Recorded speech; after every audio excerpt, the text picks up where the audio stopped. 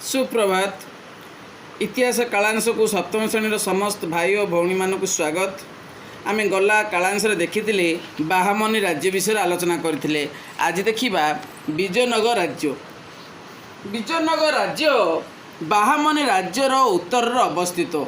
विजयनगर राज्यटा बाहामनी राज्यर उत्तर में अवस्थित। मोहम्मद बिन तुगलकर राजत्व समय हरिहर और बुक्का नामक दुई भाई होयसाल राज्य जो आम कहे बर्तमान आधुनिक महिसूर जय करी राज्यर मूलदुआ पकई किए ना हरिहर बुक्का ये दुई भाई होयसाल राज्य जो आम आधुनिक कहे महिसूर जय करी राज्यर मूलदुआ पकई। हस्तिनावती बा आधुनिक हम्पी हस्तिनावती जो बर्तमान आधुनिक कहे हम्पी से मानकर राजधानी थिला कार ना महिसूर राज्य जय करी से मूलदुआ पकई। हस्तिनावती बा आधुनिक हम्पी से राजधानी थिला। विजयनगर राज्य को समुदाय 16 जन राजा 1336 ख्रीष्टाब्द 1556 ख्रीष्टाब्द पर्यंत अर्थात 230 वर्ष शासन करुथिले। विजयनगर राज्य को समुदाय 16 जन राजा केते 1336 रु 1565 ख्रीष्टाब्द अर्थात 230 वर्ष शासन करुथिले। यही समय मध्य विभिन्न राजवंश विजयनगर राज्य को शासन करुथिले। प्रथमे यहाँ हरिहर 1336 ख्रीष्टाब्द रु 1365 ख्रीष्टाब्द एवं बुक्का 1356 रु 1377 ख्रीष्टाब्द पर्यंत शासन करुथिले।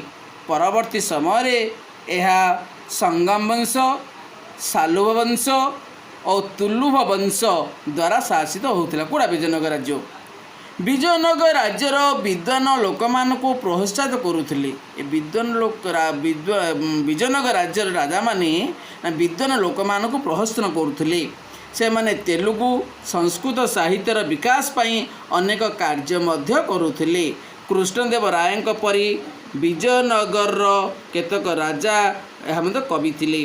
काठ और हाथीदांतर खोदे काम से समय शीर्ष स्थान पड़ता। कौ समय विजयनगर राज्यर कृष्णदेव राय समय विजयनगर राज्य राजा कवि थिले। से समय काठ और हाथीदांतर खोदे काम शीर्ष स्थान में पहुँचीला। विजयनगर राज्य को बहुत मंदिर राजप्रसाद निर्माण कराइथिला। विजयनगर राजा माने बहुत मंदिर एवं राजप्रसाद निर्माण करथिले।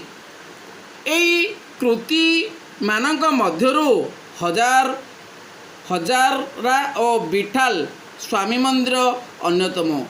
कौन कहला ना विजयनगर राजा माने बहुत मंदिर राजप्रसाद निर्माण करथिले। से जो राज कौन मंदिर और राजप्रसाद निर्माण करथिले सेमानक मध्यरु हजारा और बिठाल स्वामी मंदिर अन्यतम थिला। सेमानक मध्यरे विजयनगर राज्यर शिल्प और वाणिज्य क्षेत्र में प्रसिद्ध लाभ करिथिला। विजयनगर राज्यर लोक माने बर्मा, चीन, आरब और यूरोप महादेशर लोक मानक सहित वाणिज्य कारोबार मध्य करुथिले।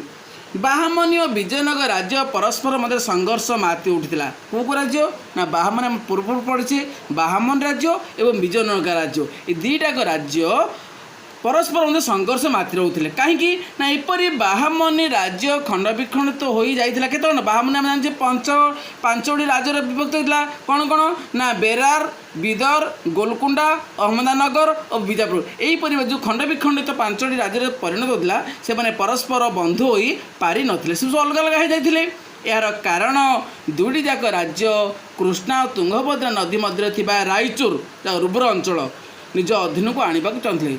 बाहामनी चाहूला कूड़ा रायचूर आने अंचल को और विजयनगर चाहूला से रायचूर अंचल को अंचल को आने। तेणु उभय मध्य युद्ध चलता। उभय पक्ष युद्ध समय तोपर व्यवहार करुथिले।